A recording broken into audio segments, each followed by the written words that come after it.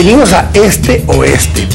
En esta ocasión vamos a conversar acerca de un tema que sucedió hace casi exactamente 35 años, donde probablemente el 75% de la población hoy de Guatemala no había ni siquiera nacido.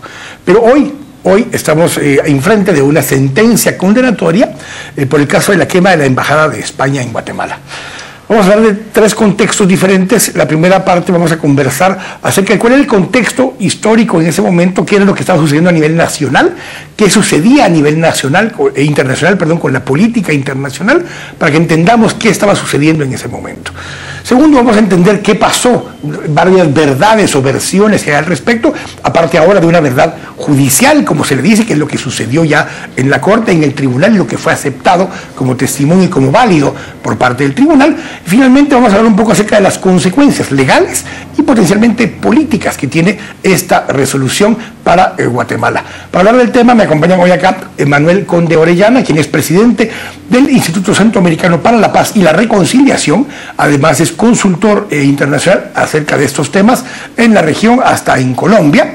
Y Álvaro Velázquez, analista político y en esa época dirigente estudiantil, tanto de educación media como universitaria, en la época de los 80. Así que bienvenidos a ambos. Gracias, Quique. Gracias por estar acá con nosotros. Quique. Muchísimo gusto. Y conversemos un poquito, te voy a pedir a Álvaro un poco que le expliquemos a nuestra audiencia cuál era el contexto en esa época, qué es lo que estaba sucediendo en esa época a nivel nacional y un poco también el contexto internacional en los 80s, en medio de la Guerra Fría, en lo más fuerte de la Guerra Fría probablemente en esa época a nivel mundial. Álvaro, hablemos un poco del contexto histórico de esos movimientos estudiantiles, los movimientos campesinos, estaban surgiendo el CUC y algunas de estas organizaciones. Sí, bueno, en los años 80, 70, 80, final de los años 70, digamos, a partir del triunfo de la Revolución Sandinista en Nicaragua, se generaliza, digamos, una convulsión social en Centroamérica, se incrementan las acciones de guerra, la guerra en Guatemala alcanza su máximo nivel y tenemos entonces una sociedad bastante polarizada en la que todas las organizaciones estaban ya apostándole al triunfo revolucionario y también a digamos, a enfrentar a un terrorismo de Estado cada vez más fuerte, porque el Estado guatemalteco también tenía que impedir que ocurriera el triunfo en Guatemala como había ocurrido en Nicaragua. Entonces, ya con la época de Lucas García se incrementan los niveles de terrorismo de Estado y mucha población se vio forzada prácticamente a participar de la guerra. Yo tendría 13 años en esa época cuando el hijo del alcalde de mi pueblo fue literalmente secuestrado por los organismos de inteligencia del Estado, niños de prácticamente 13, 14, 16 años que fueron secuestrados, desaparecidos. El papá de este muchacho a los 3 días fue el alcalde del pueblo, fue asesinado, y eso nos motivaba a mucha gente, digamos, a hacer algo, por nuestra vida. Yo también tenía 13 años cuando me vine de ese tipo de secuestros en Ciudad Vieja, Zacatepec, y luego nos fuimos a la Antigua a tratar de preservar la vida. Y estaba yo paseando a mi perro el Parque Central de la Antigua cuando oigo todo el bullerío de la gente espantada por lo que estaba ocurriendo en vivo en los canales de televisión, en Aquí El Mundo, me recuerdo perfectamente. Y el griterío de los que estaban siendo incinerados en la embajada. A mí como niño en ese momento de 13 años, repito, me impactó demasiado. Ver lo sanguinario que podía hacer en ese momento el gobierno y cómo tenías que enfrentar eso, como un adolescente más perdido en las caricaturas, o ver qué estaba ocurriendo realmente en nuestro país. Más adelante eso nos sirve para involucrarnos en el movimiento estudiantil y percibir que había habido en la Universidad de San Carlos una generación de estudiantes que se enfrentaron al sistema, algunos con las armas en la mano, otros solamente con las ideas, pero otros también ejerciendo solidaridad con el movimiento social y popular, porque lo que habíamos estado viendo de los años 80 hasta el 86 era una ofensiva del Estado para liquidar primero al movimiento social y luego irse por la vía militar, empujando desde Chimaltenango hasta Ixcán a la guerrilla.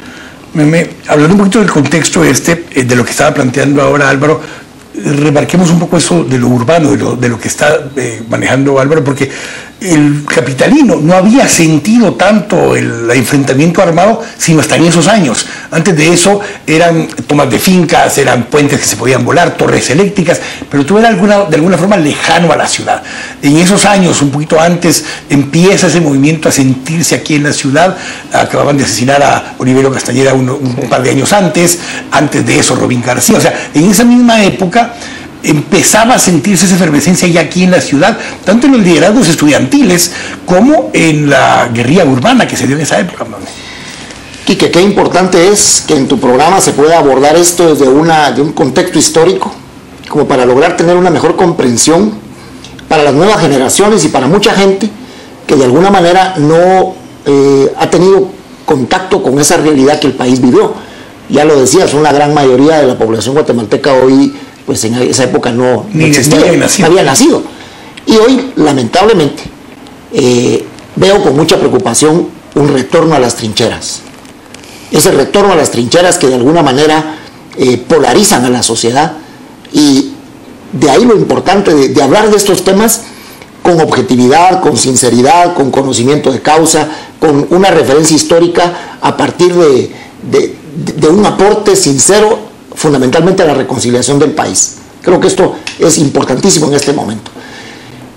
Para los años 80, como bien ya lo señaló Álvaro, en la región centroamericana se había vivido el triunfo de la revolución sandinista, y en Guatemala se está dando un replanteamiento del movimiento guerrillero que nace en el occidente del país, pero con un avance hacia las zonas urbanas, especialmente la ciudad de Guatemala. De hecho, el gobierno de Lucas García se caracterizó por ser un gobierno dictatorial. O sea, él mismo era parte de una estructura militar que tenía conductas dictatoriales, que tolerantes, y que tenía incluso el señalamiento de fraudes electorales y estas situaciones.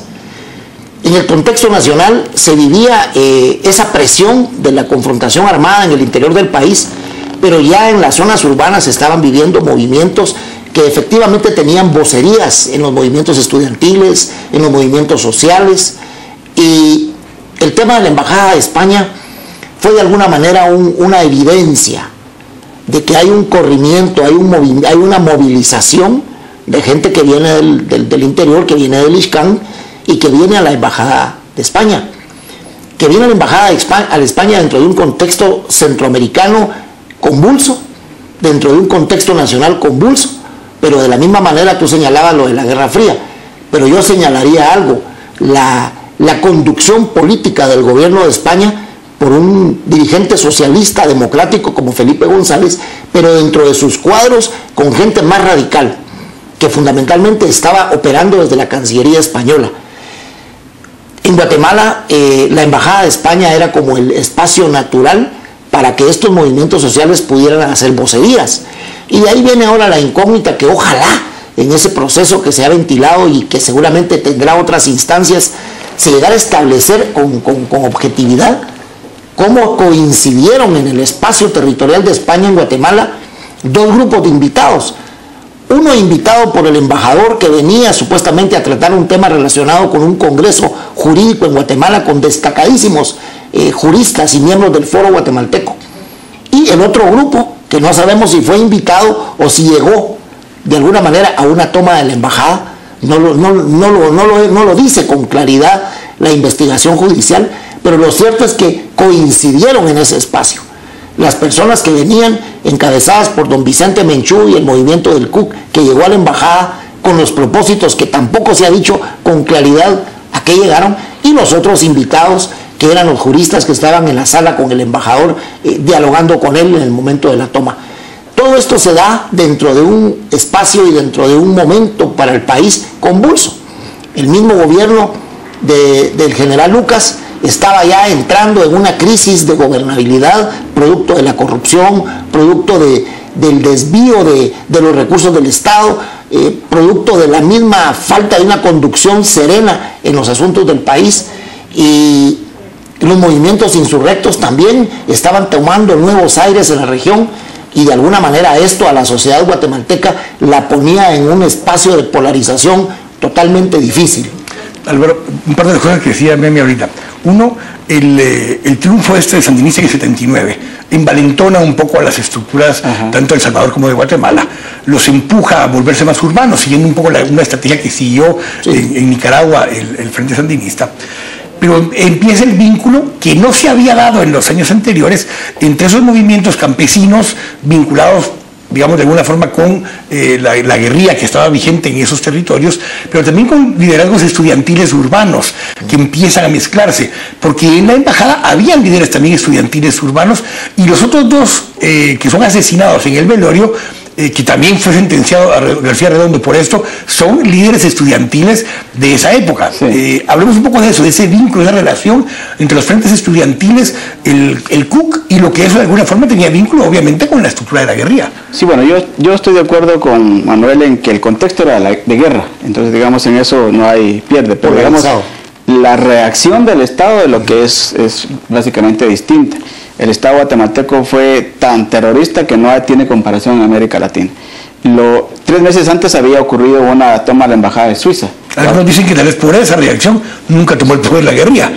A diferencia de Nicaragua y en El Salvador, que fueron más suaves las reacciones, tomó el control de la guerrilla. Pero digamos que 3 meses antes había habido una toma a la embajada y había sido pacífica. La segunda se interpreta como la reacción estatal de castigo para que no se vuelva a ocurrir, porque era lo que se estaba denunciando. Sí se sabía que lo que se estaba denunciando era las masacres del ejército en el Quiché, donde estaba muriendo demasiada población civil, y entonces eso se toma como una estrategia, no solo ante la Embajada de España, cualquier país civilizado estaba indignado por lo que estaba ocurriendo en Guatemala. Era un estado aislado, paria, repito, terrorista por completo. Cualquier embajada, de hecho la canadiense, cualquier embajada de Occidente servía de plataforma para lanzar una denuncia en ese momento. Lo que aquí divergimos es cómo ocurrió esa respuesta estatal que hoy condenamos, pero uno de los personajes además más sanguinarios que es este señor. Vamos a hablar de ese contexto en el siguiente segmento, pero terminemos de generar ese vínculo. Los dirigentes estudiantiles terminan siendo partícipes de ayudar a organizarse. Por supuesto, porque digamos que en la Universidad de San Carlos lo que se genera es una serie de movimientos estudiantiles que optan a favor de la insurrección, y fundamentalmente eso tiene que expresarse en la solidaridad con los grupos campesinos. Entonces, cuando vienen los campesinos encabezados por Vicente Menchú, al primer lugar donde van es a la Universidad de San Carlos, y ahí encuentran inmediatamente la solidaridad de uno de los grupos más representativos de ese momento, que es el Frente Estudiantil Revolucionario Rubén García, FERJ, a quien le dediqué mi columna en esta semana de homenaje, porque era efectivamente un movimiento estudiantil dividido en dos. Digamos, de la AEU de frente, los pejetianos, fundamentalmente racionalistas, que apostaban a la democracia representativa, que apostaban, digamos, a métodos pacíficos pero revolucionarios. Y el Iberio es el que paga las consecuencias. Otro grupo dice, no, ese es un método equivocado, hay que ser más radicales, hay que tomar medidas de autodefensa, etcétera, hay que expresar más combatividad en la lucha. Y eso fue el FERJ, un movimiento combativísimo en ese momento, muy apasionado, dijo un comentarista en nuestro muro, Edgar Rosales. Entonces, era una diversidad de movimientos, y cuando llegan los campesinos a la Universidad de San Carlos, el primero que le toma la palabra es FERJ. Y por supuesto acompañan a los campesinos hasta la embajada, y varios de ellos mueren dentro de la operación. Algunos son de ellos leyendas en la Universidad de San Carlos, como Irma Marilú Hichos, y otros mueren en el velorio, Pipirino y Chus, España, que yo solo los conozco por la literatura que se produjo después. Hay algunos también todavía sobrevivientes que ahí están, ¿verdad? Los compañeros, pero efectivamente había una guerra y una sociedad civil indefensa ante un terrorismo de Estado cada vez más feroz. Todo esto que estamos hablando, Manuel, yo repito lo que dije hace un momento, no lo había vivido la población urbana, porque mucho del enfrentamiento había sido en las áreas rurales, y se acerca por primera vez en 78, 79, empezaron pero muy leve, pero es justamente a partir de esto, de la Embajada de España, que empieza una serie de actividades con reductos guerrilleros dentro de la ciudad de Guatemala. Reductos, y algo importante, empieza todo un proceso, no solo de penetración político y militar a la universidad, empiezan las organizaciones guerrilleras a tomar ya una conducción dentro de la misma universidad, ORPA empieza a hacer un proceso de penetración político-militar en la Facultad de Medicina fundamentalmente, en Economía va otro grupo y empieza la universidad a vincularse. Obvio, las condiciones eran muy claras de poco espacio de expresión, poco espacio de participación, y no vamos a justificar la violencia desde demócratas cristianos hasta en ninguna manera. O sea, la universidad vivió cuadros difíciles, elementos de la inteligencia militar que hacían espionaje en la universidad los asesinaron dentro de la universidad. Se llegó a extremos indeseables de que vuelvan. Muchos maestros de la universidad nunca volvieron a la cátedra. Yo digo, muchos estudiantes no llegaban a la petapa, ametrallaron la parada de buses, de los estudiantes en la parada de buses, hubo un ametrallamiento en la parada de los buses. O sea, esas situaciones desbordaron, polarizaron, se llegó a extremos. Jóvenes que murieron yendo en un pick-up en el periférico, en fin, una situación difícil. Y esto, de alguna manera, el movimiento estudiantil también reaccionaba ante este tipo de situaciones. Tengo que ir al corte. Eso es un poco el contexto de lo que estaba pasando en ese momento. Al regresar vamos a hablar un poco de las verdades. Y le damos las verdades en plural porque las hay versiones o verdades. Hoy hay una verdad judicial, que es la que quedó documentada en el juicio. Vamos a hablar de esto, de las verdades que hay alrededor de lo que pasó ese día en la Embajada de España, 31 de enero de 1980, hace 35 años. Tengo que ir al corte. Estamos acá en Este Oeste. Un momento.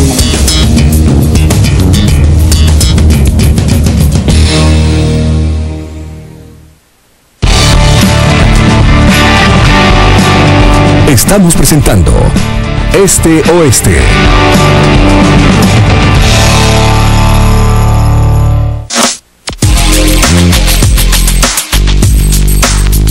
¿Sufre de sobrepeso, colesterol alto, estreñimiento? ¿Te gustaría eliminar todas esas libras de más? Presentamos la piñaterapia del Dr. Ming, el nuevo tratamiento 100% natural para desintoxicar el cuerpo y bajar de peso. Bajé 23 libras, estoy feliz con los resultados. Piñaterapia del Dr. Ming, con su efectiva fórmula antioxidante, diurética y quemadora de grasa, ideal para combatir la celulitis y perder peso de manera natural. Tómalo frío o caliente, bebe tu té 2 veces al día y sorpréndete con los resultados. Es 100% natural y sabe muy rico. No solo bajé de peso, también bajé medidas, tengo control del apetito, control de ansiedad. Bueno, lo mejor de todo es que no he vuelto a engordar. Limpie y desintoxique su cuerpo con el nuevo té de piña del Dr. Ming. Y si nos llama ahora, le enviaremos otro tratamiento completamente gratis. Sí, 2 por 1. Si llama ahora mismo, llame ya.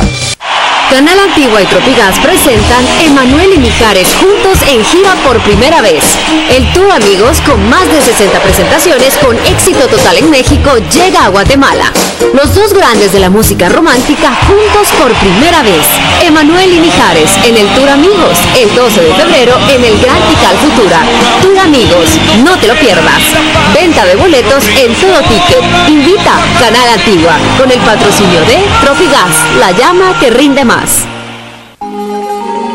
Gracias, mijo, por encender desde los Estados Unidos las luces del nacimiento.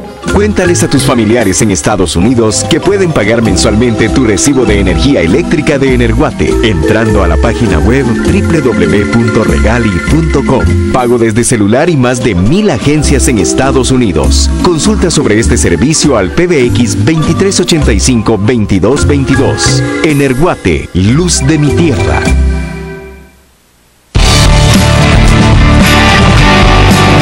Estamos presentando Este Oeste.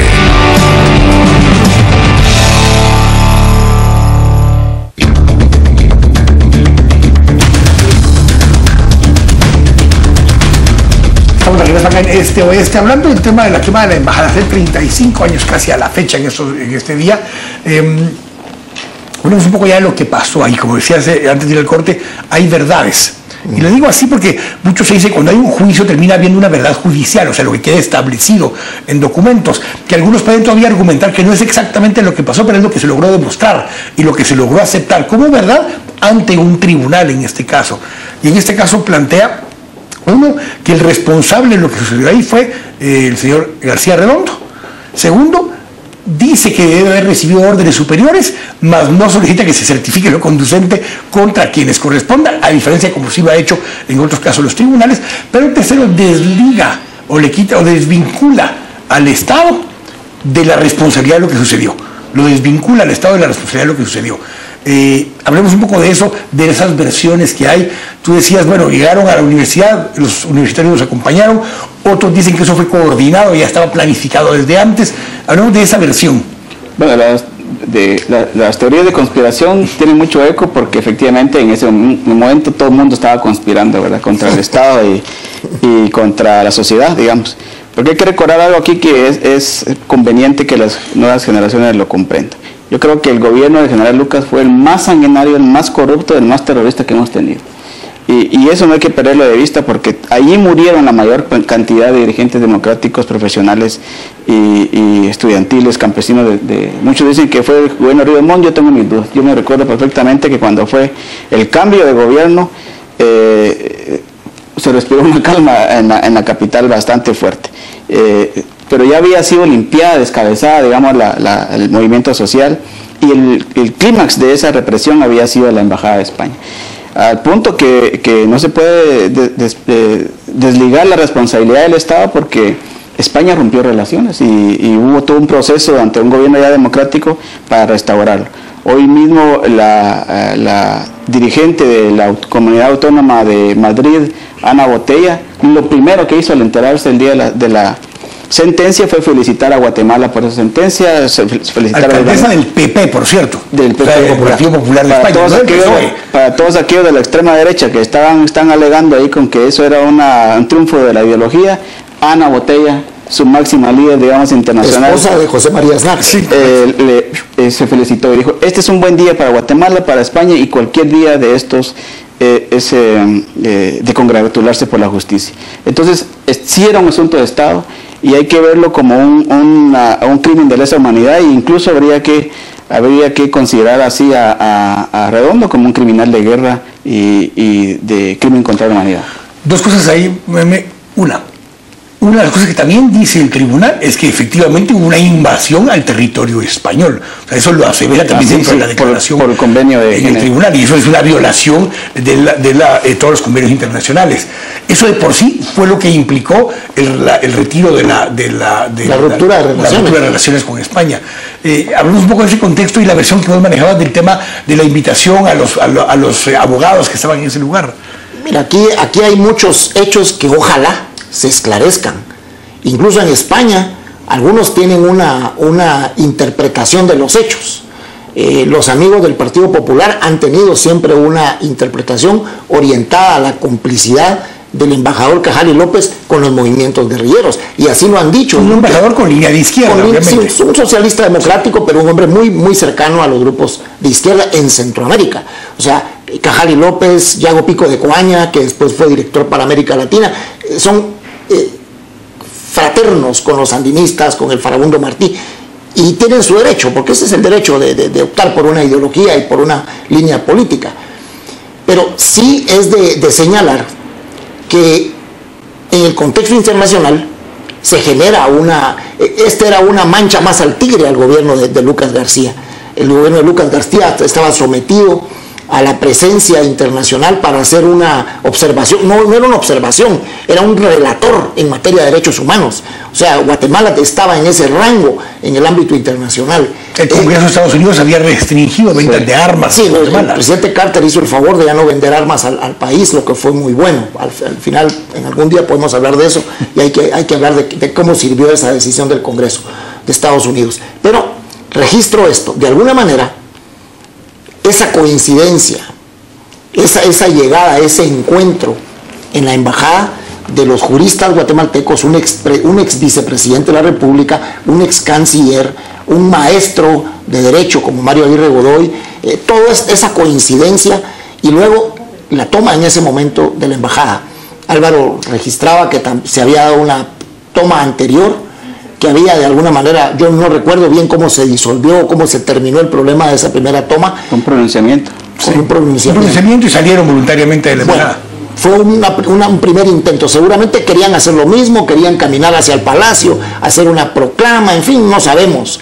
Tal vez iban a tener de rehenes a los invitados del embajador, mientras ellos iban, volvían y regresaban. Muchos especula de que fue esa estrategia del embajador Cajari López, de que invitó a estos otros personajes para que hubiera esa posibilidad. Otros dicen que fue coincidencia, sí, que coincidieron en el mismo lugar. Lo importante es que primero dos grupos de invitados, los juristas y el movimiento campesino acompañado de estudiantes. Luego el fatal final de la situación. Curiosamente sobrevive el embajador y sobrevive Mario Aguirre Godoy. Mueren personal administrativo, secretarias, la señora Anleu, que yo conozco a sus hijos, a su familia, era una de las secretarias, personal administrativo, mueren ellos, los que estaban dentro de la embajada murieron. ¿En qué circunstancias? Que lanzaron las molotov y que la casa estaba enrejada y las botellas no salieron y el contenido de las botellas y las llamas regresó. Hoy hay una tesis de un cilindro de gas que dice un perito que trajo la gente de España que pudieron haber introducido un cilindro de gas. Yo no sé cómo pueden meter algo cuando la gente no puede, a un lugar donde la gente no puede salir. Sin embargo, todo esto se está ventilando en el proceso. Pero hoy por hoy es una verdad judicial. Es una verdad judicial en esta sentencia de primera instancia. ¿Qué sostuve hace unos días en un programa en este mismo canal? Hoy lo reitero. Todos tenemos derecho a demandar justicia. Todos. Y todos tenemos derecho que el sistema de justicia responda a nuestra demanda. Hoy la puerta está abierta. Algunos la señora Menchú y su gente han estado demandando esto, dijo Rigoberta Menchú, porque 16 años. 16 años. 16 años iniciaron el expediente y tomó 16 años que llegara la sentencia. 16 años estuvo esto de alguna manera ventilando. Lamentablemente, para un hecho de tanta trascendencia, yo creo que la discusión en juicio, las pruebas de cargo para un responsable y las pruebas de descargo deberían de haber sido más intensas, que nos llevaran a más profundidad de lo que sucedió. Hoy por hoy existe esa sentencia. Y frente a una sentencia, en la democracia nos tenemos que acostumbrar a respetar los fallos judiciales. ¿Apelarla? Sí. Existen medios de impugnación, existen otras instancias, hay revisiones, hay casaciones, lo que sea. Pero en la democracia nos tenemos que acostumbrar a eso, a respetar el fallo de los jueces. Pero los jueces deben de ser jueces objetivos. No pueden ser jueces parcializados. No pueden ser jueces... aquí pasa ¿Ves en este caso una parcialización del juzgado? Sí, lo iba a preguntar yo. Lo dije. Lo pregunto porque lo estás aseverando. Lo dije en el programa también de televisión. No veo la parcialidad que vi en el primer juicio de Ríos Montt. Creo que en este caso el tribunal mantuvo más objetividad, más prudencia y voy a decirlo con todo respeto, más ética. Porque sí, en esto entra mucho hubo disenso, la ética. Porque algunas de las cosas que resolvieron no fue por unanimidad, hubo disenso. En la sentencia sí hubo unanimidad, pero en algunas partes de la sentencia, por ejemplo el tema del resarcimiento y demás, hubo disenso de quienes podían participar. Por ejemplo, la actitud del defensor o los defensores no fue la de entorpecer, que muchas veces eso es lo que exacerba ánimos y también genera un repudio de la misma población cuando, bueno, si solamente tácticas dilatorias, interrumpiendo, no, en la democracia que se juzgue, pero que se juzgue en derecho y que se juzgue con objetividad, porque nos tenemos que acostumbrar a eso, porque pase lo que pase en una segunda instancia, el resultado tiene que ser respetado por todos, y el derecho a apelar y el derecho a seguir en el proceso le asiste a todos. Bueno, mi teoría es que la diferencia entre el caso Ríos Montt y este caso es el imputado. Digamos, en el caso de Ríos Montt es un jefe de Estado donde los factores de poder se alinean para impedir una sentencia condenatoria por genocidio. Hemos pensado algunos que podría haberse dictado una sentencia por delitos contra la humanidad y no solamente o solamente genocidio, mientras que en este caso se presenta un imputado que es completamente indefendible, es decir, nadie estaría dispuesto a ponerle a un abogado y hacer todas las tácticas dilatorias que implicó el otro juicio, porque estamos hablando de un personaje tan sanguinario que yo creo que a nadie le conviene salir a defenderlo, mientras el otro, aunque lo fuese, y eso todavía está en discusión, el asunto tipificable involucra a todos los factores de poder y al Estado en su conjunto. Vamos a hablar mucho más profundo de eso en el último segmento, acerca de las diferencias y las implicaciones que tiene, pero siguiendo un poco la línea que decías, Álvaro, digamos, tanto García Redondo como Valiente Tellez, como Chupina Barahona, eran tres personajes a quienes lideraba Donaldo Álvarez Ruiz, quienes difícilmente alguien de esa época se atreve a defenderlos por sus acciones en general. Entonces, ponerse a defenderlo a él en este caso es complicado. Sí, mira, ¿quién puede decir algo bueno del Comando 6 de la policía? O sea, si el Comando 6 era un grupo de exterminio, era un grupo de chantaje, era un grupo de extorsión, o sea, ¿por qué a la llegada del régimen de Ríos Montt y de los oficiales jóvenes fundamentalmente, el tema delincuencial se aquieta casi por arte de magia? Porque la criminalidad, porque la delincuencia se gestaba en esos despachos, en el despacho del ministro de Gobernación, en el despacho del director de la policía, y los operadores eran los miembros del Comando 6. O sea, ¿quién podría decir eso era bueno? Nadie. Porque víctimas del Comando 6, empresarios, banqueros, agricultores, finqueros, no digamos comerciantes de la misma zona 1 que tenían relativa prosperidad, eran extorsionados por los mismos hombres del Comando 6 de la policía. O sea, ese era su operador nefasto. O sea, esas son cosas que no podemos negar. Eso es parte de la razón, Álvaro, por lo que decías hace un momento, en que entonces no hay una defensa oficiosa de un sector empresarial, digamos, que se lo va respaldando en su momento a Ríos Montt, ni hay una defensa, digamos, del Comando 6, ni de la persona.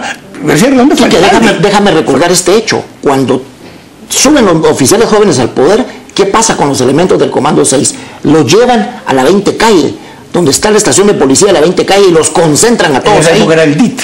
Y sí, y el jefe de ellos era el llamado Gato Gudiel, Rigoberto Cruz Gudiel, que era otro de los esbirros, y tanto que él se ahorca en su celda, él termina ahorcado en su celda.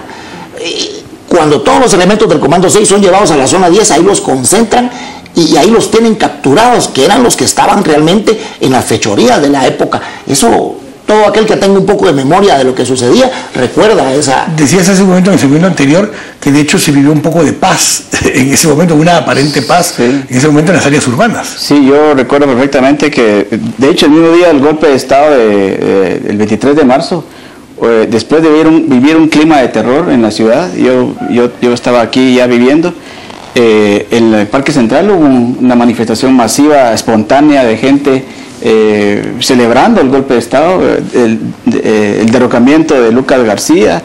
Digamos, la gente, población urbana no involucrada en el conflicto, porque vino un clima de paz que luego él ya manejó de una forma como quiso, digamos. Pero por ejemplo, yo voy a contar una anécdota que no he contado antes, pero en el gobierno de Lucas García, mi madre era cocinera, vendía comida y fueron contratados sus servicios, digamos, para trabajar en lo que era la judicial, donde estaba Valiente Tellez. Sí. Yo llegué allí a acompañar a mi mamá varias veces a jugar como cualquier chiquito, y encontré en los patios de esa judicial, de esa terrible policía, a muchos estudiantes, dirigentes estudiantiles de educación media limpiando piedras con cepillo. Y luego yo iba el mismo Valiente Tellez me invitó a su oficina a ver tele, a otros patojos también, güiro, digamos, y en el fondo de las carceletas se oía el griterío de los estudiantes torturados. ¿Eso en la 14 calle? Exactamente. Entonces, digamos, cuando eso pasa, cuando ocurre el golpe de Estado, hay una baja de esa sensación de terrorismo de Estado, de torturas que estaban ocurriendo, y comenzó una campaña de evangelización de los dirigentes estudiantiles, si te acuerdas, para que se convirtieran al Señor, digamos, los revoltosos. Pero ese contraste es muy fresco entre el 81 y el 82, luego ya se degenera en lo que posteriormente ocurre, pero sí hubo un respiro temporal. ¿Cómo ocurre, cómo se reviente eso? Lo que no hay que olvidar es que ese fue un gobierno sanguinario, el de Lucas García, y que todos sus funcionarios, desde el ministro de Gobernación, del Comando 6, este señor que acaba de ser juzgado, el otro que anda prófugo, el Valente Telles, que lamentablemente se murió sin, Lucas murió sin juicio, etcétera. Entonces, esa es una generación de dirigentes y de funcionarios gubernamentales que deberían haber sido colgados como hizo Israel contra los criminales de guerra. Tranquila, Corte. Estamos acá en este oeste. Regresamos un poco a hablar de las implicaciones legales y políticas que pudiera tener la sentencia o no. Y ya hicimos un poco esta relación, las diferencias y similitudes entre este juicio y el de genocidio de los generales Rodríguez y Ríos Montt. Vamos al corte. Estamos acá en este oeste. Nos vemos en un momento.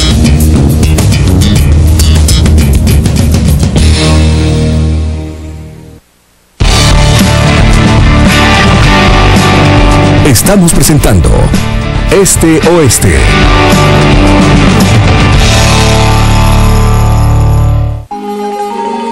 Gracias, mijo, por encender desde los Estados Unidos las luces del nacimiento.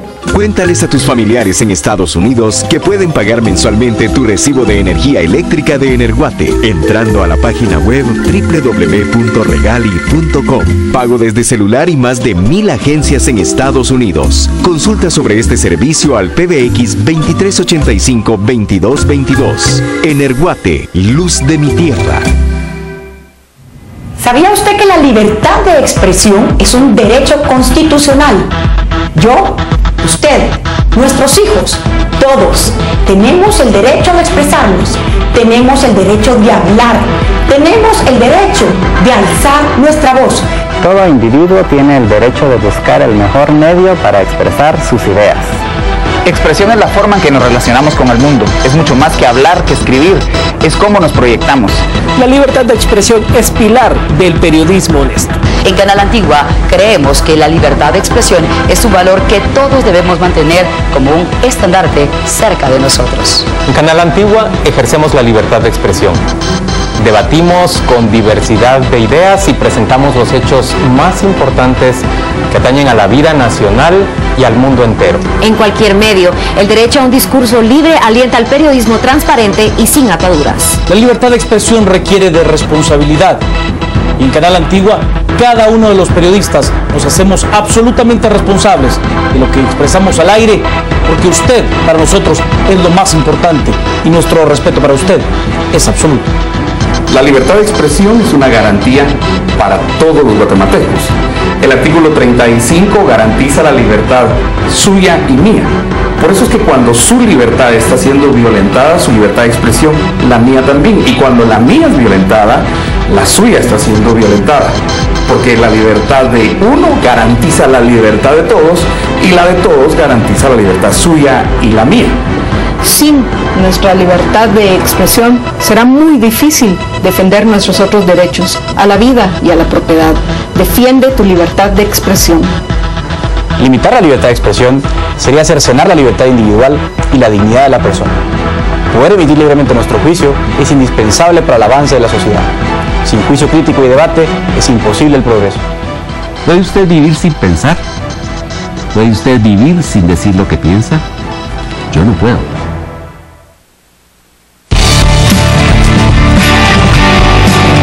Estamos presentando Este Oeste.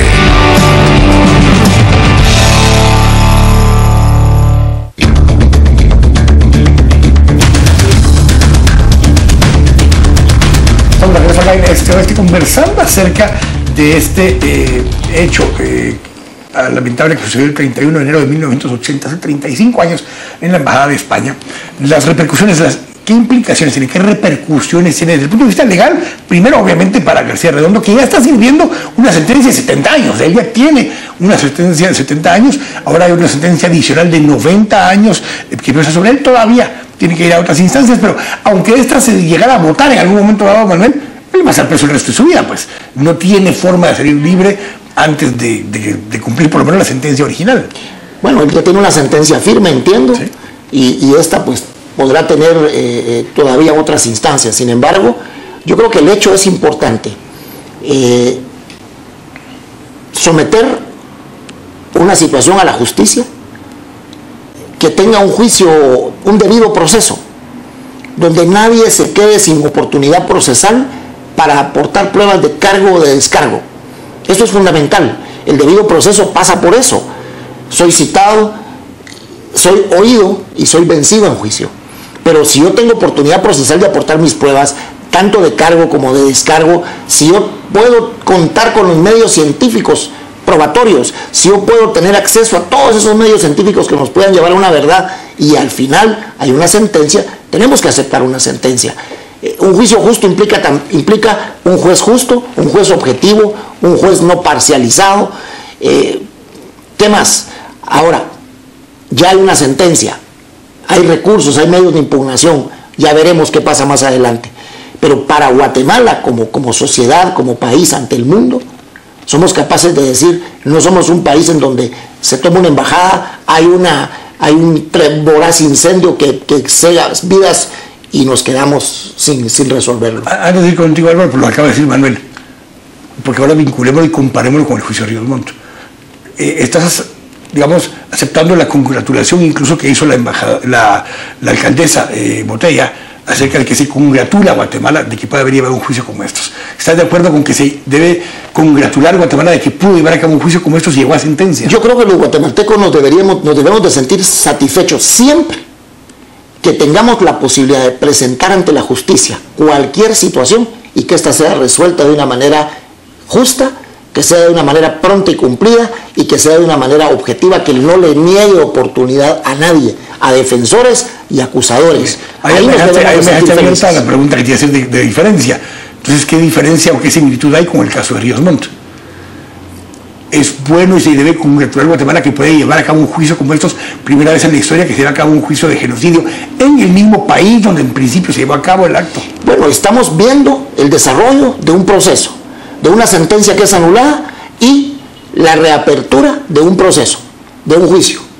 Y ahí vamos, pero vamos dentro de un marco legal, vamos dentro de los procesos normales en cualquier democracia. La situación física de él, su salud, su edad, sí es un poco doloroso que un médico forense no entienda un quebranto de salud y que este señor tenga que ser llevado en una camilla en hombros y llevado a una sala de juicios, cuando vemos que hay muchos criminales. Algunos argumentan, Manuel, que en aquella época no se tuvo ninguna de esas. Sí, pero hoy vemos que hay muchos criminales, hay muchos narcotraficantes en un hospital privado viviendo como reyes y ahí están los jueces cumpliendo esa diferencia entre los dos juicios. Pues justamente esa es la diferencia de enfoque, creo, que tenemos con Manuel, que es que yo también creo que mientras se respeten las condiciones del debido proceso, cualquier juicio, cualquier motivo, cualquier causa es procesable.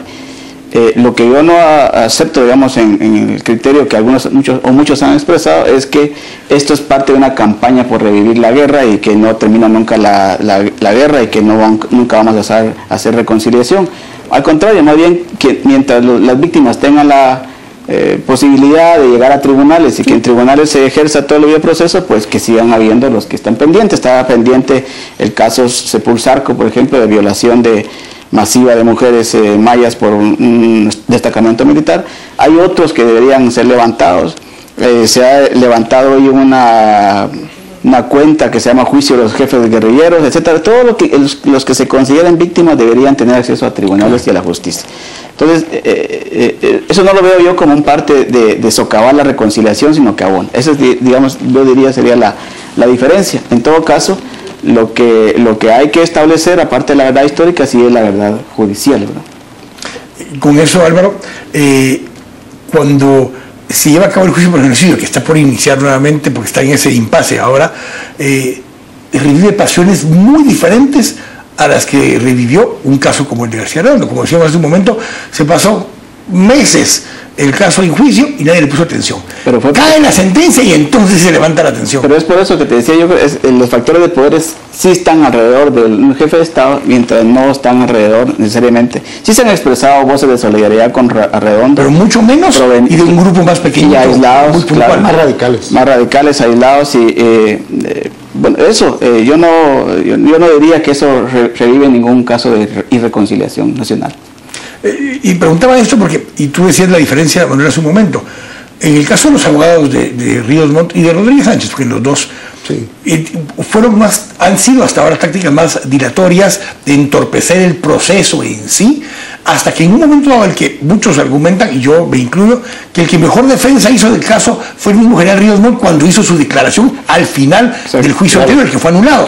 Porque durante todo el proceso la defensa en sí nunca hizo un acto de defensa, sino que más que todo de ir dilatando el proceso, que es una estrategia válida y lo es permitida. Y existen recursos para hacerlo. Pero entonces, en el caso de García Redondo no. Y ojo, el abogado Galindo, que estaba en el otro caso, de alguna forma en el caso de García Redondo intentó eliminar pruebas, decir que eso no es cierto, llevar testimoniales, pero el caso de Ríos Montt fue otra estrategia completamente diferente. Por ejemplo, las otras víctimas, los que no pertenecían al CUC ni al movimiento estudiantil, ellos también tienen voz, ellos también tienen derecho, ellos también tienen derecho de argumentación, porque yo he hablado con los hijos de un par de víctimas de la embajada, y ellos me dicen, mira, no era lógico que llegaran y tomaran, hicieran esto y expusieran la vida de nuestros seres queridos.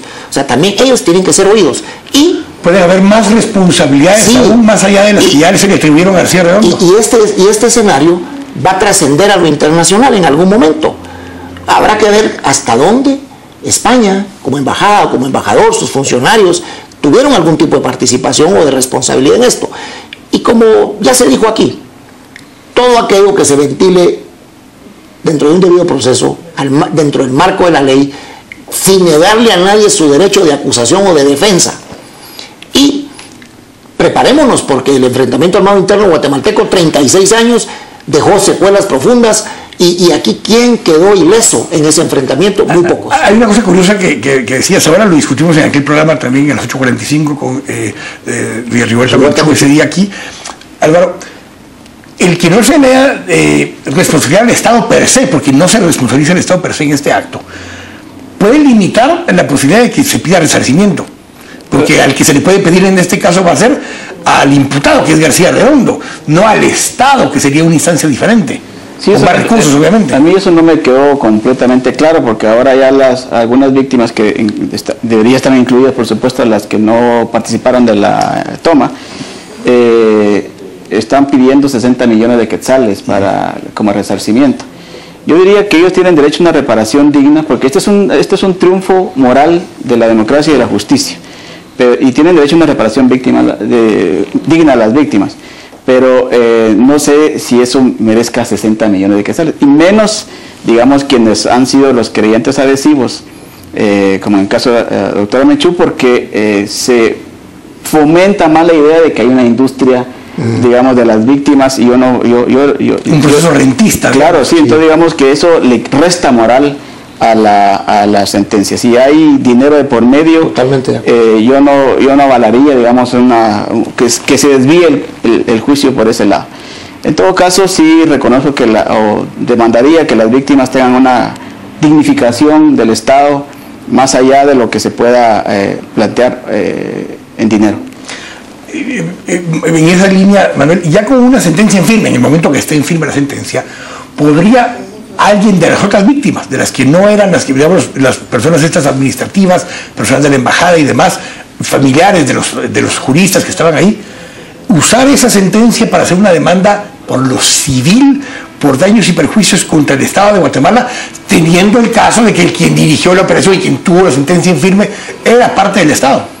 Bueno, si ellos fueron parte del proceso, podrían de alguna manera tratar de encauzar esto a alguna reclamación, alguna indemnización. Pero digamos que más allá de que si fueron parte del proceso, si no lo fueron, tendrían ellos que reabrir un nuevo proceso. Pero su derecho a la justicia. Mi planteamiento es que si podrían ahora, como abogado te lo preguntaba, podrían venir ellos ahora y decir, ok, yo no participé como creyente adhesivo del proceso penal, pero ahora una vez existe una sentencia y está en firme, yo puedo utilizar eso, ir a los civiles. Si la sentencia penal me menciona, tengo el derecho. Bueno, usted tiene que mencionar porque estabas allá dentro de la embajada. Si la sentencia penal me menciona, y si me reconoce como víctima, yo tengo el derecho de, pues, sus deudos, ¿no? Tienen el derecho a hacer la reclamación.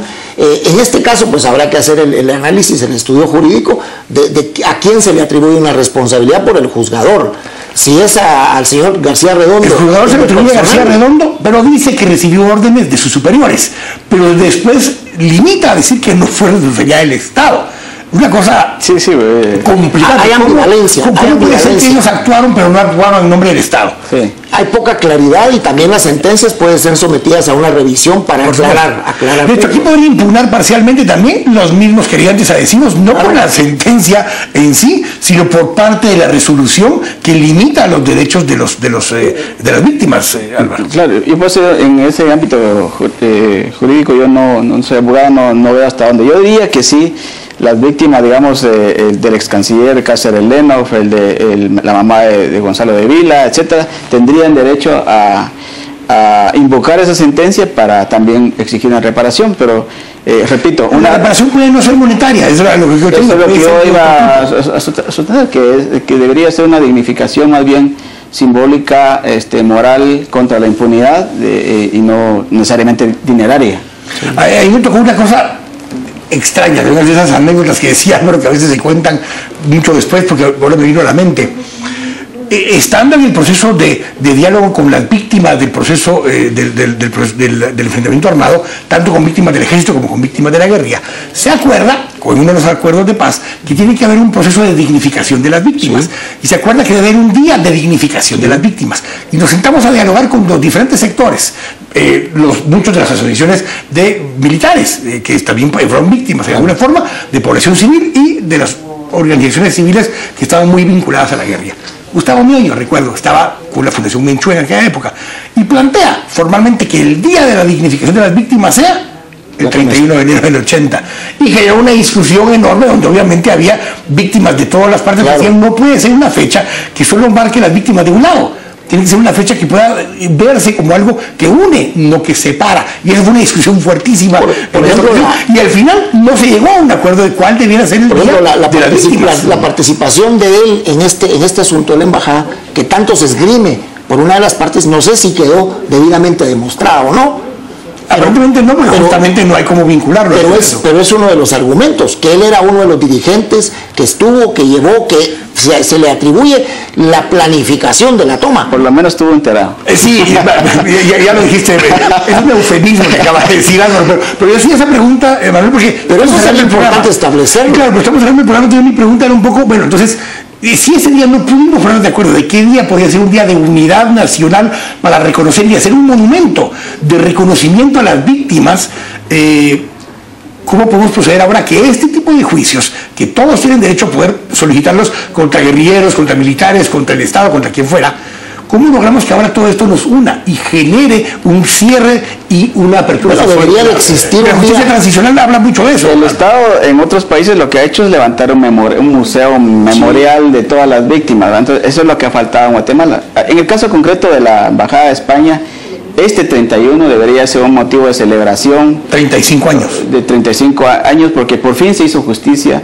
Y aunque está todavía en revisión judicial, ya hay allí una etapa cubierta que debería alegrar a la sociedad, y siempre va a haber polarizaciones, pero yo creo que el Estado sí podría en el próximo gobierno levantar un museo de la memoria por la totalidad de las víctimas que estamos hablando. Sí, es necesario para poder ir cerrando esos capítulos, para poder ir como dándonos como sociedad oportunidad para nuevas etapas. Ese reconocimiento. Mire, aquí se dio por costumbre que cada ministro salía a pedir perdón, y que fulano va a pedir perdón, y iba a pedir, todos iban a pedir perdón. Pero ¿cómo logramos como guatemaltecos un proceso de reconciliación sustentado en la verdad? Una verdad que sirva, primero, para que no se repita, pero segundo, también para saber que en ese lugar se perdieron vidas útiles, tal vez héroes anónimos, gente que no se ha hecho tanto espaviento con sus nombres, pero que eran abuelos, que eran padres, que eran madres, que eran hermanas, que eran hijas. Bueno, en tu caso tenías un abuelo y un papá, sí, que fueron asesinados, sí. Y por ambos lados. Por ambos lados. Y me refiero al tema de la embajada, porque ojalá, si esto se llega a definir bien, se cierre con un reconocimiento, con un mural donde estén todos los rostros, en fin, de alguna manera ir como cerrando esos capítulos, pero no borrarlos de nuestra memoria, para que tengamos un referente, para que tengamos un ejemplo que no debe repetirse, y que también sepamos que venga un nieto de la señora Andreu y diga: mi abuela murió en este lugar, pero mi abuela era una trabajadora de la embajada, y mi abuela merece nuestro reconocimiento, y puedo venir a ponerle una flor a un mural donde está el rostro de mi abuela. Por supuesto. Esos son los mecanismos que cierran heridas. Cierro con eso y con Álvaro les agradezco a los que nos han acompañado. Yo cierro y tomo una frase que decía Manuel: muchos ministros en función de los acuerdos de paz han pedido perdón. Sí. Muchos guatemaltecos no han perdonado aún, que es una cosa bien diferente, que tenemos que poder, y eso no implica olvidar, lo hemos hablado muchas veces, pero implica poder ayudarnos juntos a cerrar la página. Claro. Los acuerdos de paz se firmaron hace 18 años, 45% de la población no había nacido cuando se firmaron los acuerdos de paz, 75% de la población de Guatemala no había nacido cuando fue la quema de la embajada el 31 de enero de 1980, y sin embargo son temas que nos siguen llevando en la espalda como sociedad y que no nos permiten seguir caminando adelante. Eso no implica simplemente olvidar, pero implica utilizar lo que pasó para asegurarnos que nunca más vuelvan a suceder cosas de este tipo y que nos permitan juntos reconstruir ese tejido social, que nos vayan dirigiendo hacia construir una nación próspera y una nación con una unidad dentro de las diferencias que tenemos y entre la multiculturalidad que tenemos. Le agradezco a Álvaro y a Meme que nos han acompañado el día de hoy. Les agradezco a ustedes su audiencia. Los esperamos la próxima semana. Dios los bendiga. Muchas gracias.